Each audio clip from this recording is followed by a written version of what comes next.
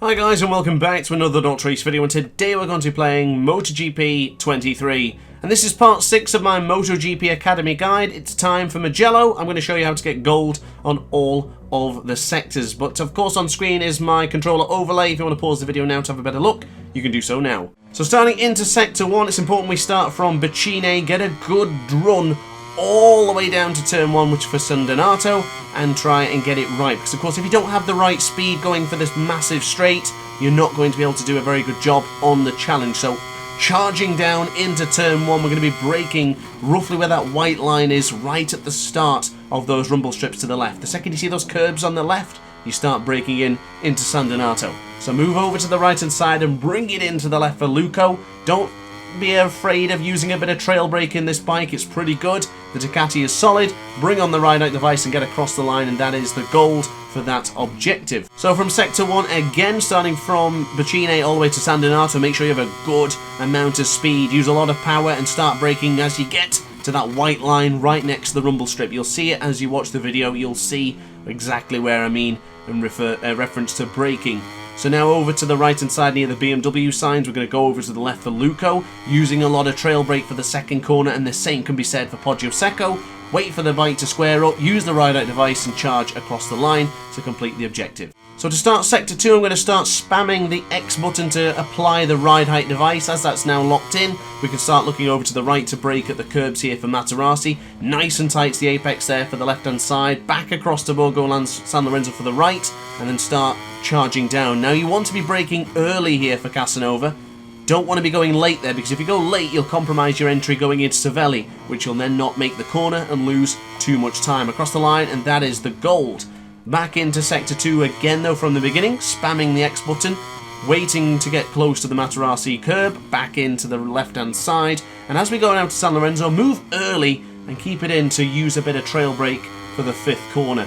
Charge down here till you get that white line to the left, brake in, a little bit aggressive on the brake, but we got the apex for Casanova, to the left hand side for Cervelli, bottoming out at 2nd gear there, now bringing on the power to cross the line for another goal. So coming out to Cervelli then, it is time for sector 3. This will be our first attempt, so into the right hand side, dropping it down to 2nd gear. You can stay in 3rd gear, but I have a habit of dropping and upshifting quite a lot into some of these corners, so bring on the power. You can use ride-out device here, but I chose not to. Brake really early for Scarpa here, just so you get this apex. Very similar to Casanova and Cervelli. A long flowing circuit like Mugello means that you cannot afford to make one mistake in one corner, because it'll compromise you in the next. Braking really late here for Correntino, as late as I possibly can, going for that V-shaped line, and then tuck it in nice and gentle. But look how much power being applied, because you have to be so careful, otherwise the bike will lift up upon acceleration. So same thing again, into the right hand side for Arrabbiata 1, this time staying in 3rd gear to try both directions, so into the right hand side for Arrabbiata 2. You can use the ride-out device as mentioned, but I'm not going to again. Brake early for Scarpa rear, keep it into the middle of the track or towards the apex, so then you can get that change of direction with speed into Pelagio. Now charge with everything you've got towards Correntino and start braking as late as possible to go into turn 12 in front of the Ducati grandstands, doing the V-shaped line. Keep it in nice and tight, gentle with acceleration, and across the line to get the gold. So now into sector 4, this is probably the hardest part of MotoGP 23's MotoGP Academy so far. You've got to get it right into Biandetti 1 and 2, again as mentioned earlier, flowing sections, it's very difficult to get right. You have to get the first corner right, otherwise the rest will not work. Little bit eager on the downshift there, I probably wouldn't advise doing that, but ride-out device on, trying to fight the Ducati, went across in the green there, so unfortunately I don't know if this will be enough, but across the line it is, but just barely. So let's do that again.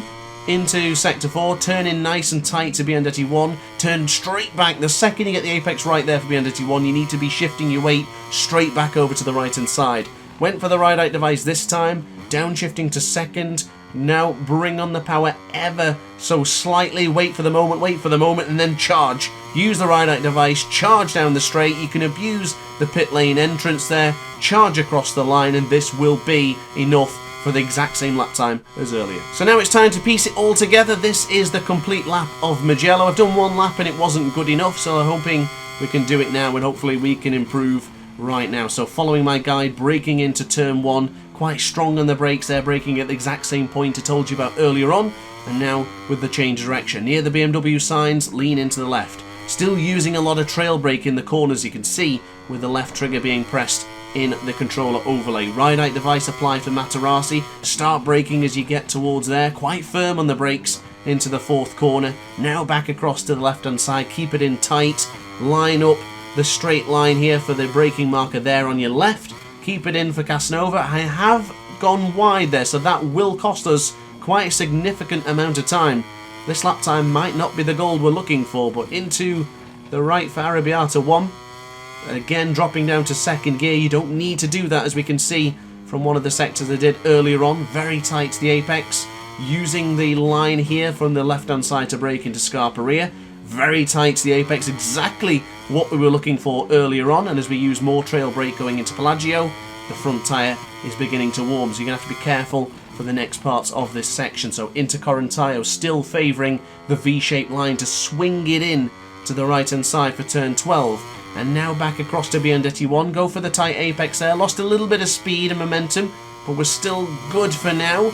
Still on it. Didn't use the ride-out device this time around, as we now downshift into Bacine, down to second gear. We've already clicked into the ride-out device, so with the right acceleration and the right burst of power, that will apply at the right time. Use the pit lane entrance, and we'll get across the line, and hopefully that's good enough for the gold, and unfortunately it isn't. So we're going to be doing that again regardless, but this time we'll aim for the goal. So into turn 1, braking at the same point as earlier, right there is the left-hand side, that white line. Into turn 1, quite strong on the brakes. And I would probably say we lost all that time earlier from braking too wide into Casanova. So the focus on this lap to get the gold will be to beat Casanova and do it the right way. Very tight to the apex there for Poggio Secco. Didn't go for the ride-out device there. I felt I was nice and gentle on the acceleration to not warrant it. But of course I probably would still use it in a race situation for turn 4. Now into Borgo San Lorenzo, we'll bring on the power, just gradually bouncing the throttle, just so we don't get that wheelie. Nice and tight to the apex for Casanova. Look how much quicker we are now into this sector. That's the difference maker from making that first corner right. You have to get that right, otherwise this lap time will not be a gold. Into Arrabbiata 1, not bothering to downshift as much as we did earlier, trying to keep things stable this time around. Not using the ride-out device here for Scarperia either, as we now go to the right-hand side. Little bit deep, but that shouldn't cost us too much time. It won't cost us as much time as it did into Casanova earlier, but into Correntaio I'm going to try and brake as late as possible as always, going for that V-shaped line. That's too wide. That's a mistake, but it's a good entrance still going into the right-hand side. Now to the left for Biandetti 1. Don't be afraid to go in there with power and speed. Very close to abusing the track limits. And we get super close again into the final corner, into Bacine for turn 15. We'll gradually wait to bring on that power. Wait for that burst. Just wait for it, wait for it, wait for it. Go for it. Ride-out device, power on, across the pit lane entrance. Charge down the back straight. And hopefully this will be enough for the gold lap time. So there you are then, guys. Thank you very much for watching the video. I do hope this guide has helped you. I won't lie, this is a very tough challenge, and unfortunately it seemed to only get tougher from this point onwards. So I do hope you get the gold. I hope this video has helped. If it has, let me know in the comments section down below. And don't forget to hit the like button and consider subscribing as well. It does help out the channel significantly. So guys, thanks for watching. Consider joining the DrAce pit crew if you want. And I'll see you in the next video. Ciao for now. Oh hi! Didn't quite see you there. Good to see you're still here. If this video didn't quite sate your appetite, then why not watch some more DrAce content by clicking the video shown on screen now. Furthermore, if you would like to follow me on social media, you can do so now with the links down in the description. Consider subscribing so you don't miss a single DrAce video.